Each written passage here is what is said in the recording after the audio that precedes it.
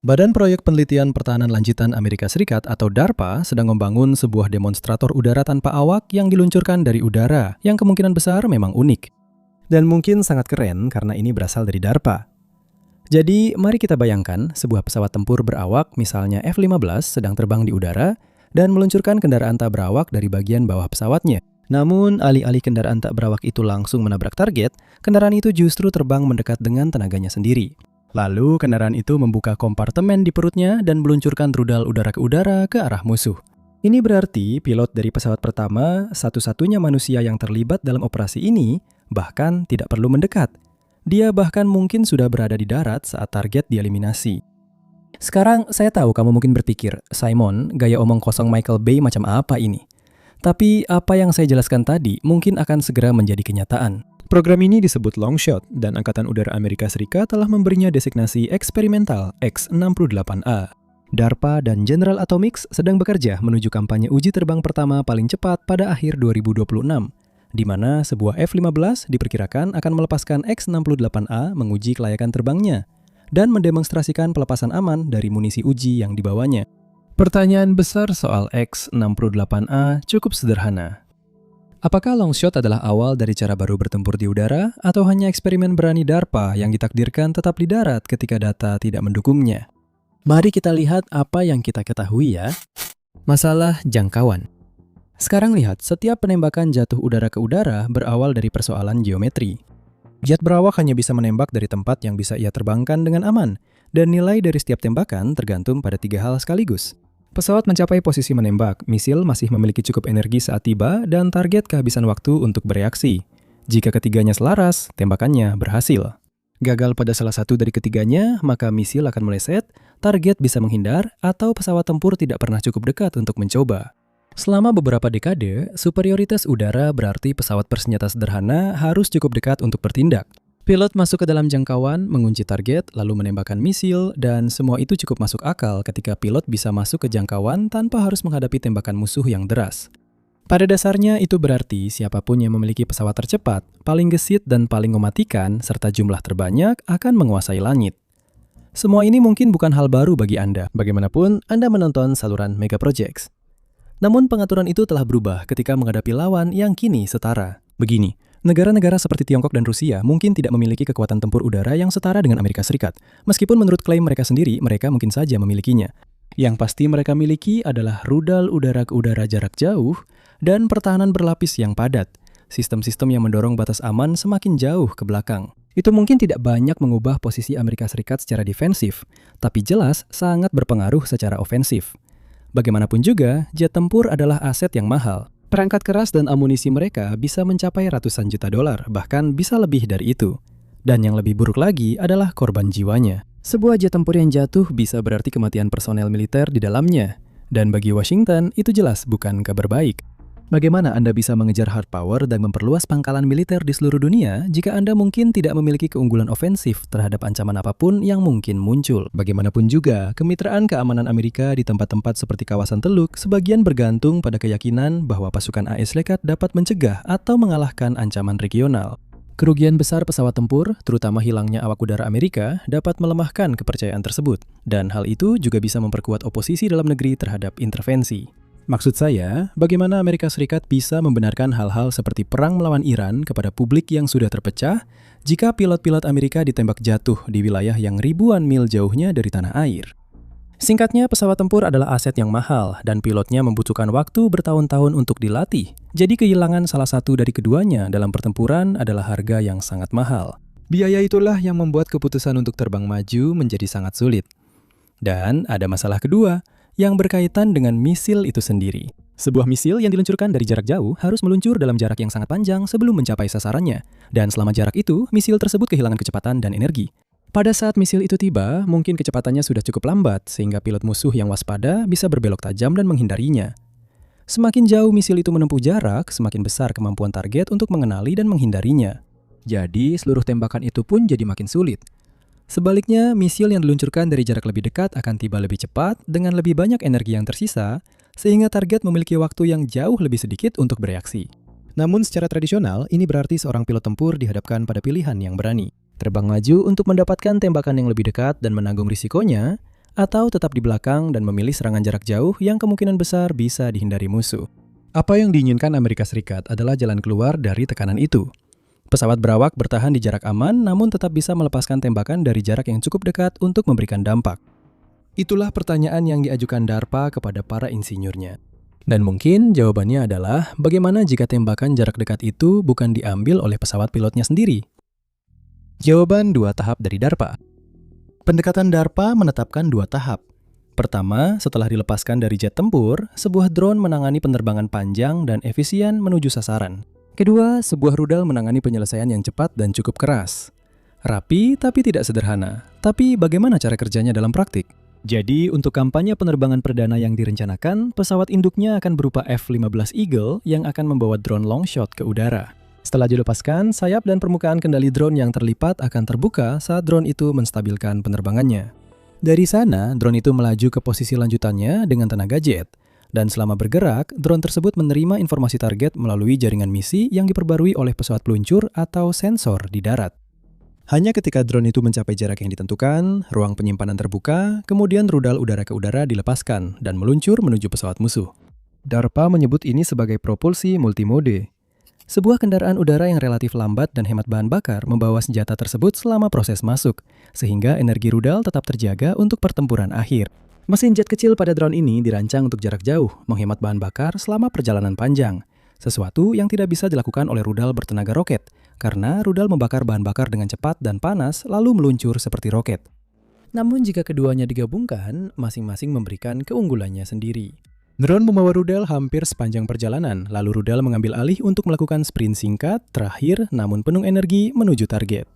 Longshot sebagai UAV tidak membawa awak. Ini sebenarnya adalah sesuatu di antara drone tempur dan pembawa rudal yang dapat digunakan kembali, yang diterbangkan baik dengan sistem kendalinya sendiri atau dengan arahan dari pesawat yang meluncurkannya. DARPA belum banyak mengungkapkan tentang arsitektur komando dan kendalinya, tingkat otonominya, atau secara tepat di mana keputusan pelepasan senjata akan dibuat. Senjata di dalam ruang penyimpanan itu dirancang agar fleksibel. DARPA menggambarkan Longshot sebagai mampu menggunakan senjata udara ke udara saat ini maupun yang canggih. Dan para analis sering mengidentifikasi AIM-120 AMRAAM sebagai kandidat yang jelas, meskipun DARPA belum secara terbuka mengonfirmasi jenis rudal demonstrator tersebut. AMRAAM sendiri sudah digunakan secara luas. Rudal ini dibawa oleh puluhan pesawat di seluruh Amerika Serikat, NATO, dan banyak negara sekutu lainnya. Model utama yang menggunakan rudal ini antara lain F-16 Fighting Falcon, F-22 Raptor, F-35 Lightning II, Eurofighter Typhoon, Gripen, dan semua varian utama dari F-15 Eagle. Membangun konsep Longshot di sekitar senjata yang sudah dimiliki oleh skuadron juga akan menghemat satu langkah, menjaga drone tetap berbasis pada perangkat keras yang sudah dikenal daripada sesuatu yang harus diciptakan bersamaan dengannya. Jadi, secara teori, ini akan memungkinkan jet berawak untuk tidak lagi menjadi pesawat yang harus terbang masuk ke dalam jangkauan. Pesawat tempur tetap berada di jarak aman dan tembakan jarak dekat diserahkan kepada kendaraan tanpa awak sehingga pesawat tempur berawak bisa tetap berada lebih jauh dari target. Itulah idenya, setidaknya di atas kertas. Jadi sekarang mari kita lihat lebih dekat lagi pada perangkat keras yang kemungkinan besar akan membuat semua itu menjadi mungkin. Drone Derby. Longshot pertama kali muncul dalam permintaan anggaran tahun fiskal 2021 Pentagon yang diterbitkan pada awal 2020. Menariknya, ini bukanlah satu-satunya. Tepat di bawah Longshot dalam buku anggaran tersebut ada Gunslinger, sebuah proposal terpisah untuk sistem rudal yang diluncurkan dari udara yang menggabungkan kelincahan rudal dengan kanon bawaan. Longshot berbeda karena membawa dan melepaskan senjata udara ke udara konvensional, bukan berfungsi sebagai senjata itu sendiri. Longshot lah yang akhirnya dipilih. Permintaan DARPA. Sekitar $22 juta untuk memulai desain konseptual, cukup untuk melibatkan kontraktor dan mulai mengubah ide tersebut menjadi desain yang saling bersaing. 3 perusahaan yang mengambil proyek ini adalah General Atomics, Lockheed Martin, dan Northrop Grumman. Daftar perusahaan itu membuat banyak orang di dalam industri terkejut. Lockheed dan Northrop memiliki rekam jejak yang kuat dalam pesawat tempur, teknologi siluman, dan rudal, dengan pengalaman puluhan tahun membangun perangkat keras tempur udara kelas atas yang akan menjadi andalan Longshot. General Atomics dikenal karena hal yang sama sekali berbeda, yaitu drone Predator dan Reaper yang telah membentuk satu generasi penerbangan tanpa awak. Menempatkan pembuat drone bersaing dengan 2 perusahaan pesawat tempur terkemuka di negara ini menimbulkan pertanyaan menarik tentang siapa yang paling memahami tugas tersebut. Ketiga perusahaan tersebut menghabiskan tahun 2021 untuk menyempurnakan desain mereka. Masing-masing mengusulkan cara sendiri tentang bagaimana sebuah drone harus dilipat di bawah pesawat tempur, dikerahkan saat terbang, dan membawa rudal ke depan. DARPA mengadakan tinjauan desain awal pada Februari 2022 untuk membandingkan posisi masing-masing konsep. Sebulan kemudian, pada Maret 2022, lembaga tersebut membuat pilihannya dan memilih General Atomics untuk melanjutkan program tersebut. Ini sebenarnya cukup luar biasa. Sebuah pembuat drone berhasil mengalahkan dua raksasa pesawat tempur. General Atomics kemudian melanjutkan ke fase 2 yang mencakup desain rinci dan pengurangan risiko di darat. Perusahaan mengatakan pada Maret 2023 bahwa tinjauan desain kritis telah direncanakan. Tetapi baik DARPA maupun General Atomics tampaknya belum mengumumkan secara publik tanggal pasti kapan hal itu diselesaikan. Dokumen anggaran selanjutnya menunjukkan bahwa pekerjaan desain rinci dan fabrikasi terus berlanjut hingga tahun fiskal 2024 dan 2025. DARPA telah memulai dengan 3 sketsa yang bersaing dari 3 perusahaan yang sangat berbeda. Itu berakhir dengan satu perusahaan, mungkin kandidat yang tidak terduga, memegang desain yang sudah jadi dan sekarang diberi tugas untuk mengubahnya menjadi kendaraan terbang. Longshot kini sudah punya kontraktor utama dari industri, dan tugas berikutnya adalah membuktikan bahwa benda itu bisa keluar dari pesawat tempur, terbang, dan menembak. Cara kerja Longshot. Sekarang jika Anda melihat Longshot milik General Atomics di darat yang dilipat untuk dibawa, itu hampir tidak terlihat seperti pesawat sama sekali. Bentuknya ramping dan runcing, lebih mirip rudal jelajah daripada apapun, dengan sayap yang dirancang untuk dilipat rapat di bawah perut pesawat tempur. Dimensi dan berat pastinya masih belum dirilis, jadi gambar-gambar yang beredar kebanyakan berasal dari hasil render dan beberapa detail yang telah ditunjukkan oleh DARPA dan perusahaan tersebut. Sekarang mungkin kamu akan bilang ini sebenarnya bukan hal yang aneh untuk sebuah UAV. Tapi ingat, Longshot sebenarnya bukan UAV. Ini adalah pesawat tempur tanpa awak yang diluncurkan dari udara, berbeda dari apapun yang pernah digunakan sebelumnya. Jadi masuk akal jika bentuk akhirnya akan terlihat agak unik. Bagaimanapun, gambar terbaru menunjukkan bentuk yang konsisten. Bagian hidungnya berlekuk seperti dagu, seperti kapal selam kecil, dengan sisi datar dan miring, kemungkinan dirancang untuk membantu mengurangi jejak radar kendaraan ini. Saluran udara berada di atas badan pesawat dalam posisi dorsal, bukan di bawahnya. Saat dikemas untuk penerbangan di bawah pesawat induk, sayap dan kanard dilipat rata ke badan pesawat. Setelah dilepaskan, sayap utama terbuka dengan sapuan ke depan. Kanard dikerahkan di dekat hidung pesawat, dan ekor V terbalik berfungsi sebagai kendali di bagian belakang. Semua mekanisme pelipatan itu tentu saja ada alasannya. Longshot harus cukup ringkas untuk digantung di bawah atau bahkan di dalam pesawat peluncur, lalu berubah menjadi pesawat yang stabil dan mudah dikendalikan dalam hitungan detik setelah dilepaskan. Kendaraan yang disimpan dengan sayap terbuka akan terlalu besar untuk dibawa, jadi permukaannya tetap terlipat sampai drone benar-benar keluar dari jet, lalu sayap-sayap itu langsung terbuka untuk memberikan daya angkat dan kendali sebelum mulai jatuh. Tenaga berasal dari Williams, WJ3815 turbojet, sebuah mesin kecil yang kelasnya sama seperti yang digunakan pada rudal jelajah. Pilihan itu memberitahu Anda untuk apa kendaraan ini dibuat. Longshot bukan untuk mengejar kecepatan tinggi. WJ3815 mendorong Longshot hingga kecepatan jelajah subsonik tinggi, sekitar Mach 0,9, dan nilai utamanya terletak pada efisiensi serta jangkauan, bukan pada kecepatan tinggi. Mesinnya sangat irit bahan bakar selama penerbangan jauh ke depan. Itulah alasan utama drone ini dipilih. Drone ini membawa misil dalam jarak yang sangat jauh sebelum akhirnya diluncurkan. Ingat, drone akan menempuh sebagian besar jarak menuju target sebelum melepaskan misil AMRAAM-nya. Sementara itu, senjata-senjata tersebut tetap berada di dalam. Sama seperti drone itu sendiri, Longshot membawa misil-misilnya di dalam ruang penyimpanan internal, bukan di rel eksternal. Dan analisis publik menunjukkan ada ruang untuk setidaknya 2 AIM-120 AMRAAM di dalamnya. Membawa misil di kompartemen internal juga memberi 2 manfaat sekaligus. Ini menjaga misil tetap tidak langsung terkena aliran udara, yang mengurangi hambatan dan menjaga jarak tempuh, serta melindungi bentuk halus dan sulit terdeteksi yang dimaksudkan oleh hidung dan saluran masuk udara di bagian atas Longshot. Untuk uji terbang pertama, harapannya cukup sederhana. Hanya 1 misil tiruan atau tidak aktif yang dibawa untuk membuktikan bahwa ruang senjata bisa terbuka dan melepaskan misil dengan lancar sebelum ada yang memasang amunisi sungguhan, dan itu memang cukup cerdas. Sekarang, ada sesuatu yang belum benar-benar kita bahas, dan hal ini membedakan Longshot dari misio biasa. Drone ini bisa pulang.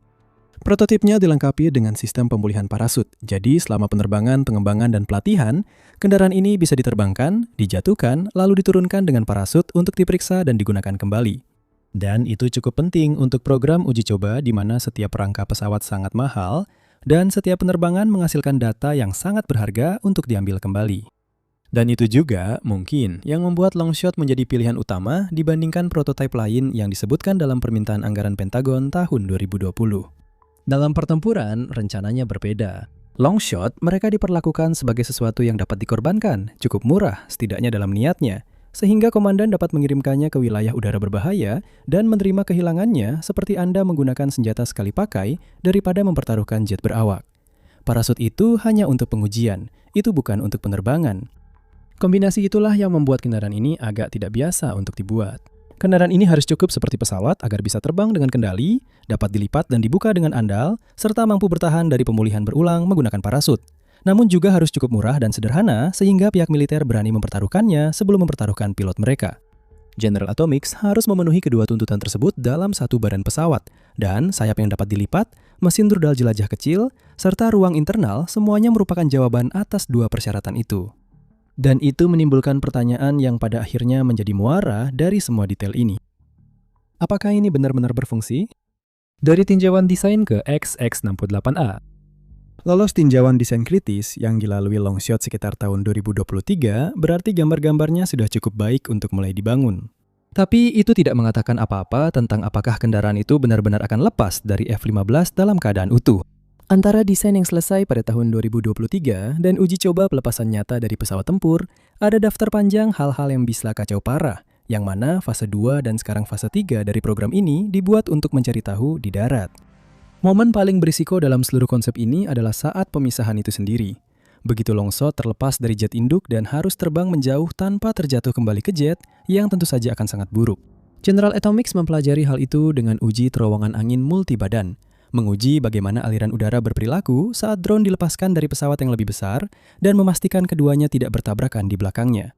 Serangkaian uji kedua dilakukan pada ruang internal untuk memastikan bahwa sebuah rudal bisa jatuh dengan aman dan menyala tanpa menabrak kembali kendaraan yang baru saja melepaskannya. Berikutnya, bagian yang bisa dilipat diuji di darat untuk membuktikan bahwa sayap dan kanard akan terbuka dengan andal setiap saat, serta sistem pemulihan parasut yang didemonstrasikan agar prototipe bisa diturunkan dan digunakan kembali, bukan hilang begitu saja. Pada Juli 2023, DARPA berkomitmen untuk membangun unit sesungguhnya. General Atomics memenangkan kontrak tahap 3 senilai $82,58 juta untuk pembuatan prototip dan demonstrasi penerbangan. Inilah dana yang mengubah desain yang sudah divalidasi menjadi perangkat keras yang sebenarnya dan bisa diuji. Badan tersebut dulu pernah berharap bisa menjatuhkan kendaraan itu dari pesawat tempur sekitar tahun 2024, tapi ternyata tidak.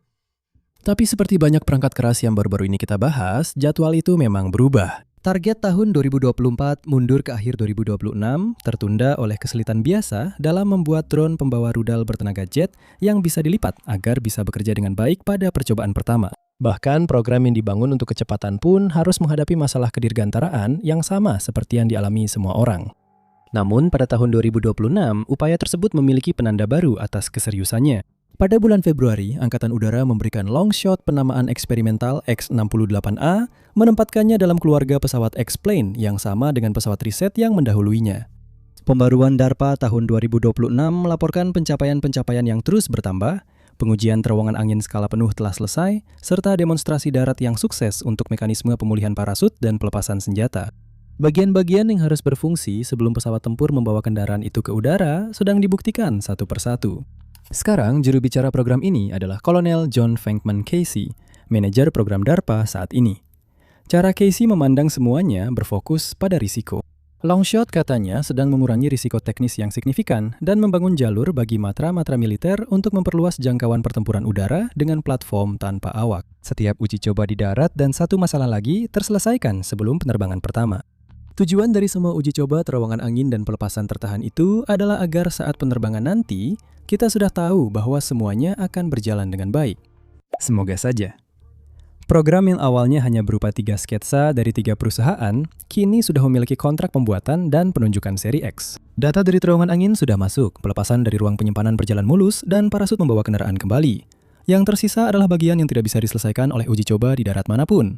Menempatkan X-68A di bawah F-15 dan melepaskan benda itu. Apa yang mungkin dilakukan oleh pihak militer dengan itu?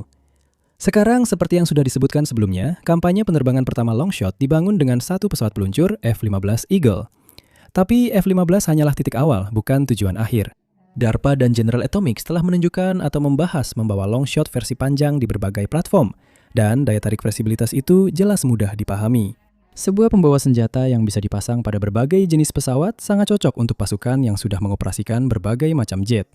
Pesawat tempur bisa membawanya ke depan dalam sebuah penyisiran, pembom bisa membawa beberapa unit lebih dalam ke wilayah udara yang diperebutkan, dan pesawat kargo bisa meluncurkannya dari palet menggunakan konsep seperti Rapid Dragon, yang mendorong senjata keluar dari bagian belakang pesawat angkut atau menggunakan sistem roller. Ngomong-ngomong, kami sudah membuat video tentang itu. Kamu bisa cek videonya. Tentu saja, masing-masing opsi itu membutuhkan pekerjaan integrasi tersendiri. Karena memasang drone baru ke pesawat induk yang berbeda, berarti harus ada pengujian, pemasangan kabel, dan izin baru sebelum siapapun bisa menjatuhkannya. Itulah salah satu dari banyak alasan kenapa semua hal seperti ini sering mengalami banyak keterlambatan. Namun, fleksibilitas itulah yang membuatnya sangat menarik bagi pihak militer. Angkatan Udara sudah sangat mendalami pesawat tempur kolaboratif. Ini adalah program untuk jet tanpa awak yang terbang bersama jet tempur berawak dan menjadi bagian dari upaya dominasi udara generasi berikutnya yang lebih luas, yang bertujuan untuk menggantikan jet-jet garis depan saat ini. Longshot bisa masuk dalam gambaran itu sebagai platform penembak di depan yang diluncurkan di tengah misi, bukan sebagai rekan tetap, tetapi sebagai kendaraan yang dapat dikorbankan dan dikirim lebih dulu ketika misi membutuhkannya. Sementara itu, Angkatan Laut punya alasan sendiri untuk memantau dengan ketat. Penerbangan berbasis kapal induk beroperasi di hamparan luas Samudra Pasifik, di mana jarak antara kapal dan targetnya mendorong jangkauan setiap jet tempur sampai batasnya. Sebuah drone yang terbang lebih dulu untuk menembakkan senjata bisa sangat mengurangi beban itu. Sekarang, taktik yang dibuka oleh kendaraan seperti itu mudah untuk dilihat, tapi tentu saja lebih sulit untuk dijamin. Jet tempur bisa tetap berada di belakang, sementara drone Longshot masuk ke wilayah udara berbahaya dan melakukan tembakan jarak dekat. Bahkan, bisa dibayangkan, sebuah pembom atau pesawat angkut tunggal dapat melepaskan beberapa drone sekaligus, menyebarkannya di sebagian langit untuk membangun penghalang sementara terhadap pesawat musuh, lalu mundur setelah ancaman berlalu. Platform bernilai tinggi yang tidak bisa mempertahankan diri, seperti pesawat tanker udara yang penuh bahan bakar, atau pesawat AWACS yang radarnya mengawasi seluruh pertempuran, bisa mendapatkan lapisan perlindungan penembak yang lebih dalam antara mereka dan apapun yang memburu mereka. Dan peran pilot pesawat berawak pun ikut berubah, dari menembakkan setiap senjata secara langsung menjadi mengatur sejumlah platform penembak yang telah diluncurkan beberapa menit sebelumnya dari jarak beberapa mil. Jika kita memperluas sudut pandang, Longshot tidak lagi terlihat sebagai satu drone saja, melainkan menjadi bagian dari susunan yang lebih besar. Susunan lama menempatkan semua risiko pada satu pesawat tempur. Jet tempur itu terbang mendekat, pilot mengunci target, misil diluncurkan, dan seluruh pertempuran bergantung pada pesawat itu selamat saat mendekat. Dan jatuhnya jet tempur selalu menjadi masalah besar. Maksud saya, ambil saja contoh saat Kapten Scott O'Grady dengan F-16C-nya ditembak jatuh oleh pasukan Serbia di atas Bosnia. Sebuah kisah yang secara longgar menginspirasi film bertahan hidup tahun 2001, Behind Enemy Lines. Klasik. Selain unsur manusianya, biaya material, saya harus menonton film itu lagi. Itu benar-benar bagus. Selain unsur manusianya, biaya material dari kejadian seperti itu bisa sangat besar. Faktanya, pada bulan Maret 2026 lalu, di hari-hari awal kampanye Amerika Serikat melawan Iran, 3 F-15A Strike Eagle milik Amerika Serikat yang terbang mendukung operasi Epic Fury secara tidak sengaja diserang oleh pertahanan udara Q-80 dan ditembak jatuh. Untungnya, semua 6 awak pesawat berhasil keluar dengan selamat dan berhasil diselamatkan. Urutan kejadian yang tepat masih dalam penyelidikan, dan kemungkinan penggantian 3 pesawat ini akan menelan biaya sekitar $300 juta sebelum memperhitungkan mesin cadangan, sistem misi, dan peralatan pendukung. Insiden tersebut meskipun tidak menimbulkan korban jiwa, tetap luar biasa karena merupakan kehilangan pesawat tempur Amerika Serikat akibat salah tembak terbesar dalam beberapa dekade terakhir. Singkatnya, arah yang ditunjukkan oleh Longshot menyebarkan pekerjaan berisiko ke seluruh jaringan. Jet berawak tetap di belakang sebagai pengendali. Drone tanpa awak membawa rudal ke depan, sensor dan platform lain memberikan gambaran penargetan, dan senjata itu sendiri menembak dari posisi yang paling optimal. Tidak ada satupun pesawat yang harus memegang semua tugas berbahaya sekaligus. Tentu saja, semua itu belum dipastikan oleh pesawat demonstrator yang sekarang sedang menuju uji pelepasan pertamanya. Yang bisa dilakukan oleh kampanye uji terbang ini adalah membuktikan bahwa urutan inti tersebut berfungsi, dan urutan yang berfungsi inilah yang akan menjadi dasar bagi penggunaan yang lebih luas. Angkatan Udara dan Angkatan Laut masih harus memutuskan berapa banyak yang mereka inginkan, berapa biayanya, dan bagaimana mereka akan menyesuaikannya dengan kekuatan yang dirancang untuk jet berawak. Namun alasan kedua, layanan ini mengamati prototip DARPA sedekat ini adalah karena jawaban dari satu pertanyaan. Apakah drone bisa membawa rudal itu lebih ke depan lalu menembakkannya, sangat memengaruhi banyak hal yang akan terjadi setelahnya. Demonstrasi yang akan datang ini tentu saja mudah untuk dijelaskan, tetapi tetap saja cukup rumit untuk dilakukan, karena segala macam hal harus berjalan dengan benar. Namun, longshot adalah taruhan bahwa pertempuran udara bisa dimenangkan dengan mendorong bahaya ke depan menggunakan drone yang bisa dikorbankan, sementara pilot tetap berada di belakang. X-68A adalah upaya untuk memindahkan risiko tersebut ke kendaraan yang tidak ada orang di dalamnya. Terima kasih telah menonton.